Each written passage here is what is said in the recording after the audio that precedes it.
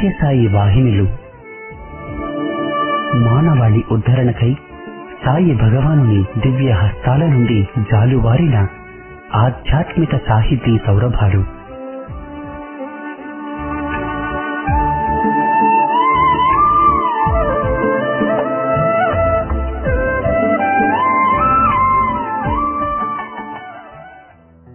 ఓం శ్రీ సాయిరాం. 1958 మహాశివరాత్రి పర్వదినం నాడు భక్తుల ప్రార్థన మేరకు స్వామి స్వయంగా పేరునిస్తూ సనాతన సారథి అనే మాసపత్రికను ప్రారంభించారు.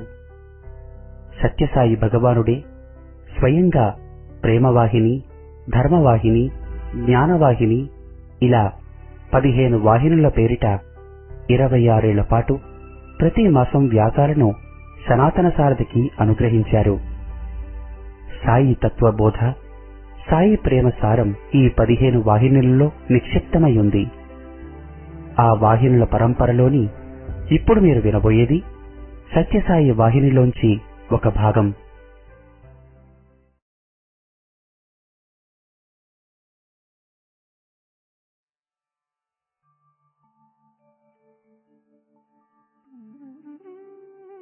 ఓం శ్రీ సాయిరాం. ముఖ్యోద్దేశ్యము లోకోపకారమనగా దీనికి ప్రథమ సోపానము ఎవరి ధర్మమును వారు ఆచరించుటయని గ్రహించినచో తాను లోకమున ధన్యత చెందును. మానవుడు తన ధర్మమును తాను సక్రమముగా ఆచరించినచో అదియే స్వకీయ పరకీయ ఉపకారముగా పరిణమించును. ధర్మమున దేశ సంప్రదాయ కర్మాచరణమే కాని వేరుండు కాదని మనము గ్రహించవలెను. మన ఆచారములన్నింటి యందును లోకోపకారమనడి అంశము ఇమిడి ఉన్నది. అథాతో కర్మ జిజ్ఞాస అని మొదలిడి కర్మ సిద్ధాంత మహారస్యమంతయు విపులీకరించి ఉన్నది. దాన ధర్మాదులనర్చుట మహోత్తమ కార్యములు, కాని దానియందును స్వార్థమిమిడియున్నదని తెలియవలను. మానవుడు తానునర్చిన కర్మ యొక్క ఫలమును ఉత్తర జన్మానుభవము కొరకు దాచుకొనుట అని దాని అర్థము. ఇది శాస్త్ర సమ్మతము. ఎవరే కర్మను నర్చినను స్వార్థములకే కాని ఇతరుల కొరకు కాదు అన్నది స్పష్టమగుచున్నది. ఇది పరమ సత్యము. మొదటనే జీవుడు ఈ పరమ సత్యమును గ్రహింపజాలడు. ఏదో ఇతరులకు ఉపకారం చేయుచున్నాడని గర్వించును, ఉప్పొంగును, విర్రవీగును. ఇది అజ్ఞానం యొక్క లక్షణము, అమాయకత్వము యొక్క ప్రోద్బలము, మాయ యొక్క నాటకము. వేద శాస్త్రములందు విధి నిషేధ ప్రణాళికలను అహింస, భూతదయ, లోకోపకారము, దాన ధర్మాదుల గురించి చెప్పబడి ఉన్నది. దీనికే విద్యారణ్యుల వారు భారతీయ విజ్ఞాన సారమని పేరు పెట్టిరి. విజ్ఞాన సారమనున్నది సర్వ విద్యల నుండి వెలువడిన సర్వశాస్త్రములు మధించి అందించిన సుధానిధి అనగా నవనీతము. సామాన్యముగా విజ్ఞానమనగా ఇది బల్ల, ఇది గుండు, ఇది ఇల్లు, ఇది ముళ్ళు అని చెప్పుట కాదు. ఇది సామాన్య జ్ఞానము. తరువాత ఈ పని వలన నాకును ఇతరులకును మేలు కలుగునని తెలియుట సుజ్ఞానము. ఈ రెండును బుద్ధి భాగములు. ఇక సత్య, అహింస, భూత దయాది గుణములతో శతపరిచిన ఎడల కలుగు హృదయ పరివర్తనమును విజ్ఞానము అనజల్లును. ఇట్టి పరివర్తనము వలన మానవునుకును సృష్టి తంత్రమునుకును సృష్టికర్తకును గల సంబంధ బాంధవ్యమును గుర్తెరిగి సంఘర్షణ రాని విధానమవలంబించుట విజ్ఞాన లక్షణమనబడును. అజ్ఞానము దుఃఖమును, విజ్ఞానము సుఖమును కలుగజేయును. ఇది విజ్ఞానమా కాదా అను సంశయ విచ్ఛేదమునకు గీటురాయి అంతఃకరణము. ఏ వ్యవహారమైనను భౌతికముగనో ఆధ్యాత్మికమగునో నిష్కళంక సుఖమునిచ్చినా అదే విజ్ఞానము. విజ్ఞానమును కొలుచు కొలబద్ద ధర్మము. ధర్మమెంత అనుసరింపబడునో విజ్ఞానమంతగా పెరుగును. దీనికి దేశశాంతి, దేశ సౌభాగ్యములు నిదర్శనములు. ధర్మహీనత విజ్ఞాన రాహిత్యమును సూచించును. ధర్మాచరణముననుసరించి యుగభేదములు కలిగినవి. ధర్మము, నీతి నియమములు సక్రమముగా నడిచిన కాలమున ధర్మము 4 పాదాలు నడిచిననియు, అట్టిదే కృతయుగమనియు పై నీతి నియమాదులు కొద్దిగా సన్నగిల్లుట చేత ధర్మము 3 పాదములతో నడిచిననియు, అట్టి స్థితిని త్రేతాయుగమనియు, ధర్మము 2 పాదములతోటే నడుచుటచే అనగా నీతి నిజాయితీలు 2 భాగములు క్షీణించుటచే దీనిని ద్వాపర యుగమనియు, ఇక 2 పాదములు వదిలి కేవలము ఒకే పాదముతో ధర్మము నడుచుటచే అనగా నీతి నిజాయితీలు పూర్తిగా కోల్పోవుట చేత దీనిని కలియుగమనియు తెలిపిరి. భారతీయుల విజ్ఞానమంతయు ధర్మతత్వమునందు కుదింపబడియున్నది. సృష్టి అసత్యమనియు అనగా మాయానియు, సంసారము దుఃఖపూరితమనియు శాస్త్రములు ఒక వంక తెలుపుచున్నను అవి ధర్మమును నిరసింపవు.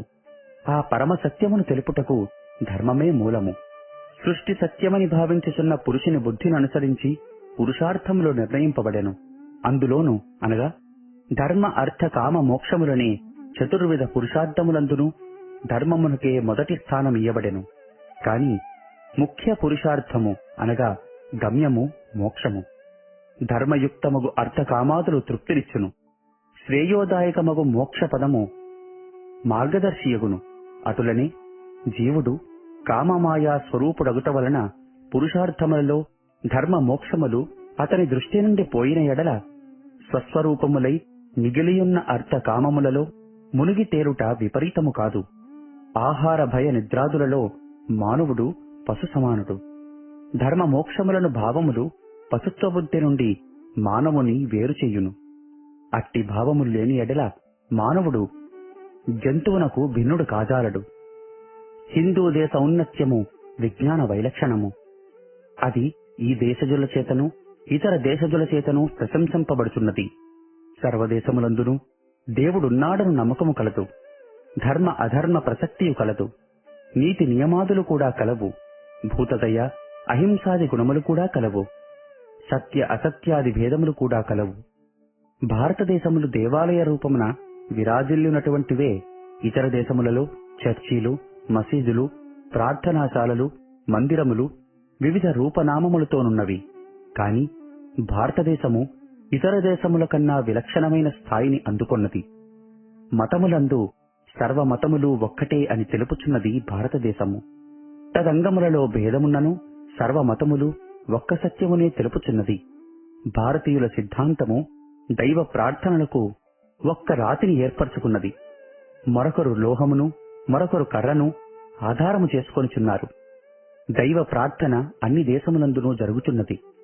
ఒకరు ప్రార్థనకు తూర్పు ముఖమున పెట్టినా వేరొకరు పడమర ముఖమును పెట్టునుగాని ప్రార్థనాంశము ఒక్కటే అని భారతదేశమున నిర్ధారితమయ్యున్నది. ఎవరెవరి మతగ్రంథ సిద్ధాంతములు వారలకు కలవు. ఇట్టితరి భారతీయులు గాని ఇతర మతముల వారు కాని చెప్పునట్టి విలక్షణత ఎంతయున్నదో యోచించవచ్చును. భారతదేశములో దేవుని రావేమిరా, రక్షింపవేమిరా, వినవేలరా నా మొర అని ఏకవచన సంబోధన చేతురు. ఇతర మతములలోని వారు ఈ విధముగా సంబోధించరు. ఎవరు ఏ విధముగా భావింతురో వారు ఆ విధముగానే మారుదురు. నేను దేవుడను అనినచో వానిని దేవులుగానే భావించును. కాని నేను రాజును అనినచో ఆ దేశపు రాజు వారిని పిచ్చివానిగా భావించును, లేక శిరచ్ఛేదనము చేయును. ఈ విధముగా దేవుడు చెయ్యడు. ఇది ఏ భారతీయ విజ్ఞాన చరమ సిద్ధాంతము. కేవలము బుద్ధిని అనుసరించి సలిపిన విషయ విచారణ వలన తెల్పబడు సిద్ధాంతములు పూర్తి సత్యములు కాజాలవు. విషయములకు 6 కోణములు కలవు. అందు ఒక ప్రక్క మాత్రమే బుద్ధి చూడగలదు. వేదచోదిత కర్మానుష్ఠానము వలన లెస్సగా సంస్కరింపబడిన బుద్ధి ఇరుప్రక్కలా చూడనేర్పును. అట్లు సంస్కరింపబడిన బుద్ధి యొక్క చూపు భౌతికమైన సరిహద్దుల మధ్య బంధింపబడియుండును.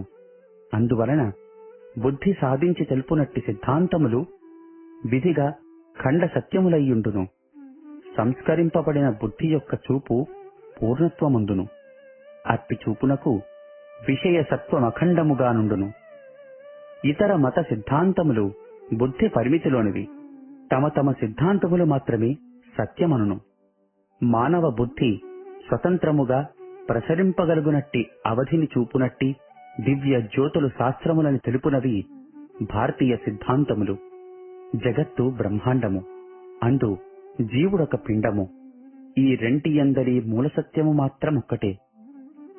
ఈ మూలసత్యము నెద్దాని తోడను సంబంధించని సత్యముగా చూడగలిగిన చోన దానిని బ్రహ్మమందురు. జగత్ సందర్భమున వ్యవహరించినప్పుడు బ్రహ్మమునే పరబ్రహ్మమందురు. జగత్తులోని మూల సత్యము ఆత్మ. మానవునిలోని మూల సత్యము కూడా ఆత్మయే. ఈ ఆత్మకు భిన్నముగా తోచినదంతయు మిథ్యాస్వరూపమే. అనగా విచారించునంత వరకు సత్యము వలె కానవచ్చి, విచారించిన తరువాత అసత్యమని తెలియబడు దానిని మిథ్యా అందురు. ఇట్టి మిథ్యా ప్రపంచము మాయా జీవితము. మన ఆత్మకు భిన్నమగు స్థానము లేదు. అందువలన మాయ ఆత్మ యొక్క శక్తి అనబడును.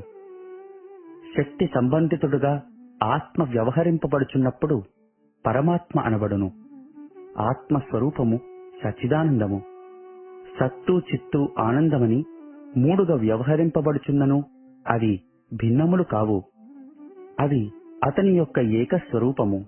అటులనే దేవాత్మశక్తి అనబడు మాయకును సత్వము రజస్సును తమమను మూడు గుణములు కలవు. అవియే జ్ఞానేచ్ఛా క్రియేచ్ఛా శక్తులుగా పరిణమించును.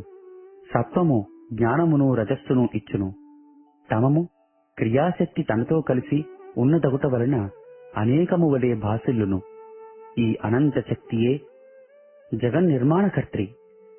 ఆమె ప్రథమమున శుద్ధసత్వ ప్రధానురాలు. అద్దము వలె నిర్మలమగుట వలన ఎదుటి వస్తువును తనయందు ప్రతిఫలింపజేసుకును శక్తిమంతురాలు. తన ఆశ్రయమగునాత్మయందు ప్రతిఫలించినప్పుడు ఈశ్వర సంజ్ఞను పొందును. అట్టి పరమాత్మయే తన శక్తి మహిమ వలన జగత్స్వరూపముగా పరిణమించును. ఈ పరిణామము మాయదే కాని అందుగల ప్రతిబింబమైన ఈశ్వరునిది కాదు. నిర్మలమగు జలము శోభిల్లుట వలన మలినమగు నురుగుగను బుడగలుగను వ్యవహరింపబడినట్లు మాయా విజృంభణము వలన ఆత్మయే జగదాకారముగా నామరూపములతో భాసిల్లును. మాయ యొక్క రజస్తమో గుణములు చలించని స్థితిని అవ్యక్తమని అందురు. ఆ అవ్యక్త స్థితియందు సర్వజగత్తు బీజాభావమున ఆమెయందు అణిగియుండును. రజస్తమములు చలించినప్పుడు సృష్టి వ్యక్తమగును. వీని చలనములు జీవుల కర్మ సంబంధములు. శుద్ధసత్వ ప్రాధాన్యమును బట్టి ఆమెను మాయా అని అందురు. రజోగుణ ప్రాధాన్యమును బట్టి అవిద్య లేక అజ్ఞానమని అందురు. తమోగుణ ప్రధానమును బట్టి తామసి అని అందురు. సాత్విక మాయయందు ప్రతిబింబించిన ఆత్మ ఈశ్వరుడనియు, రజోగుణమైన అవిద్యయందు ప్రతిబింబించిన ఆత్మ జీవుడనియు, తమోగుణమైన తామసికమునందు ప్రతిబింబించిన ఆత్మ ద్రవ్యమనియు అందురు. దీనిని బట్టి ఉపాధుల భేదము వలననే ఈశ్వరుడని జీవుడని ద్రవ్యమని సంజ్ఞలు కలిగెను. కాని ఉపాధులు లేని ఎడల మూడును ఆత్మ పదార్థమనియే చెప్పవచ్చు. ఈ ప్రపంచమంతయు ఈశ్వర జీవభూతములనడి మూడు తత్వముల పరిణామములే. జీవుని భోగార్థమై ఈశ్వర సృష్టి ఏర్పడినది. మాయ అవిద్య తమములయందు ఆత్మ ప్రతిఫలించనన్నప్పుడు ముఖ్యముగా గమనించదగిన అంశమొకటి కలదు. అర్థమొక ఉపాధి. దీని శక్తి ఎదుటి వస్తువులను ప్రతిబింబింప చేసుకొనుట. కాని అద్దము యొక్క మలిన వక్రాదులతో అందరి ప్రతిబింబములకు వాస్తవముగ నెట్టి సంబంధమును లేదు. అట్లున్నను మనచే అజ్ఞానము వలన అద్దమునంతలి మాలిన్య వక్రాదులను ప్రతిబింబమునకు ఆపాదింపబడుచున్నది. అటులనే బ్రహ్మమునకు మాయా విద్యల సంబంధము లేకున్నను అజ్ఞానం వలన ఉన్నట్లుగా భావింపబడుట తటస్థించుచున్నది. పరమేశ్వరుని ప్రతిబింబముతో కూడి మాయయే పాలు పెరుగుగా పరిణమించినట్లు చంద్రూపముతో పరిణమించినది. ఈ పరిణామము మాయదే కాని అందలి ప్రతిబింబముది కాదు.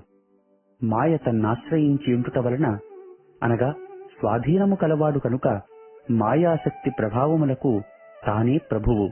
అందుచే పరమేశ్వరుడు సర్వశక్తిమంతుడు సర్వజ్ఞుడు అని తెలియబడుచున్నాడు. జీవేశ్వర భూతములను మూడు తత్వములలో జీవుని భోగార్థమై ఈశ్వర సృష్టి ఏర్పడినది. ఈశ్వరుడు ఆప్తకాముడు. విశ్వమందలి సర్వభోగములు అతని నుండియే ప్రభవిల్లుచున్నందున అతను కోరునదెట్టిదియూ ఉండజాలదు. ఈశ్వరుని సృష్టి రచన జీవభోగార్థమే కాని తన ప్రయోజనము కొరకు కాదు. నమే పార్థాస్తి కర్తవ్యం త్రిశిలోకేషు కించన. సృష్టి అతని స్వభావము కావుననే లీలా వినోది అనుట తటస్థించినది. ఈతని శక్తి వలననే సర్వజీవరాశులు చైతన్యము కలిగి ప్రవర్తిల్లుచున్నవి. అతడు కర్మఫలముల వసంగువాడగుట వలన కర్మఫల ప్రదాత అనబడును. పరమేశ్వర సంబంధ రహితముగా కర్మఫలములను వసంగజాలడు. ఈ కర్మకు ఇట్టి ఫలమని జడమగు కర్మ నియోగించుకొనజాలదు. అదియునుగాక కర్మ క్షణికము అని ఆర్యవచనము. కర్మానంతరము చేకూరునది ఫలము. ఈ ఫలము ఎప్పుడు చేకూరునని గాని కర్మవాసన ఎప్పటిదని గాని చెప్పుట సాధ్యము కాదు. అట్టి విషయమునే ఈశ్వరాజ్ఞ అనుట తటస్థించెను. మన బుద్ధికందనిది ఈశ్వరాజ్ఞ. ఎన్ని జన్మలెత్తినను కర్మఫలమును అనుభవింపక తీరదు. ఈ కర్మ ఎప్పటిది అను ప్రశ్నకు చోటులేదు. ఇందులకు కర్మ యొక్క అనాదిత్వము కారణమై ఉన్నది. ఈశ్వరుడు, జగత్తు, జీవుడు, కర్మ, అజ్ఞానము అనువానికి మొదలగునది లేదు. ఇవి అనాదులని చెప్పబడును. అందులకే భగవద్గీత యందు కృష్ణుడు గహనా కర్మణో గతి, కర్మ యొక్క గతి దుర్జ్ఞేయమని సూచించియున్నాడు. కర్మఫలములనే కాక కర్మఫలములనేక జన్మల అనంతరము కూడా రాగలవు. అందువలన సర్వకర్మాధ్యక్షుడు సర్వసాక్షియునగు పరమేశ్వరుడు ఒక్కడే కర్మఫల ప్రదాయకుడు. అతనొక్కడే అర్హుడును ప్రభువును అయి ఉన్నాడు. ఈ దృక్పథము నుండి పరిశీలించిన ఈశ్వరుని ఉనికి జీవుని యొక్క ఉనికితో సంబంధము కలిగి ఉన్నదని తట్టకపోదు, చెప్పక తప్పదు. జీవులు లేని ఎడల ఈశ్వరుడుండబోడు. పుత్రుడు లేని ఎడల తండ్రి అను నామము అర్థరహితము. కావున జీవుల కర్మఫల భోగార్థమే పరమేశ్వరుడు సృష్టి రచనకు పూనుకొనును అనున్నది యుక్తి సిద్ధము. ఇక భూత పదార్థము అనగా ఆకాశాది పంచభూతములు జీవభోగార్థములకును జీవుల దేహ నిర్మాణమునకును వారల కర్మలను అనుసరించి నివసించు లోకాదులకును జీవనోపకరణములకును వినియోగింపబడును. కర్మలను అనుసరించి నివసించు లోకాదులనుట ఏల అనుకున్న మహత్తర పుణ్యములకును కొన్ని ఘోర పాపములకును మనకు కానవచ్చు లోకము కాని దేశములు కాని పనికిరావు. అట్టి వారికి తగిన దేహములు వానికనుకూలమగు లోకములుండి తీరవలెను. అవియే స్వర్గ నరకాదులు. జీవత్వము లేదా వ్యక్తిత్వమను పదములు ఒక అర్థమునే సూచించును. ఈ వ్యక్తిత్వము లేదా జీవత్వము యొక్క మూలము అవిద్య. అవిద్య గుణత్రయములు కలది అయినను రజోగుణము ప్రాధాన్యముగా కలది. జగత్తు యొక్క ఉనికియే అవిద్య యొక్క ఉనికి. గుణ సంయోగములను అనుసరించి జీవుడు నానా భేదములనందుచున్నాడు. ఈ సంయోగము కర్మ ఫలాధీనము. జీవుడు సత్యగుణ ప్రధానుడగునెడల దేవాది భాగవతుడగును. రజోగుణ ప్రధానుడగుట వలన సత్వగుణ, తమోగుణ ప్రధానుడగుట వలన పశుపక్ష్యాది రూపములనందును. జీవుడు తానొక కార్యమనియు ఈశ్వరుడు కారణభూతుడనియు తలంచుటచే కార్యమాయను. అవిద్య కారణోపాధి ఆయను. అవిద్య మూలము. అది ఆత్మవిద్య వలన నిర్మూలింపబడిన ఎడల జీవ జగద్భ్రాంతులు నశించును. ఇట్టి అవిద్య నిర్మూలనార్థము వేదోక్త కర్మకాండ విలసిల్లుచున్నది.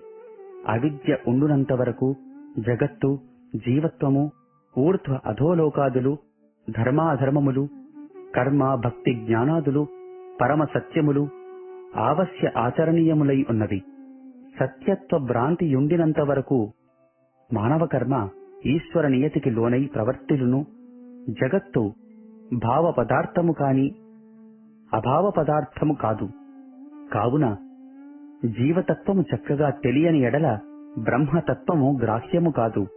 ఆకాశమునందు దాని యథార్థ తత్వము తెలియని వారలచే భ్రాంతి వలన పొగ, దుమ్ము, మలత్వాదులు ఆరోపింపబడి ఉన్నట్టులనే అవిద్యా ప్రభావము వలన ఆత్మను బుద్ధి అధి ఉపాధి విశిష్టునిగను, కర్తృత్వ భోక్తృత్వ సత్వ సమన్వితునగును, సుఖ దుఃఖాద్యనుభావినుగను, బంధమోక్ష సమన్వితునిగను, వ్యవహార సత్యత్వ దృక్పథము నుండి పరమార్థమునకు భిన్నముగా తలంచుట సహజము.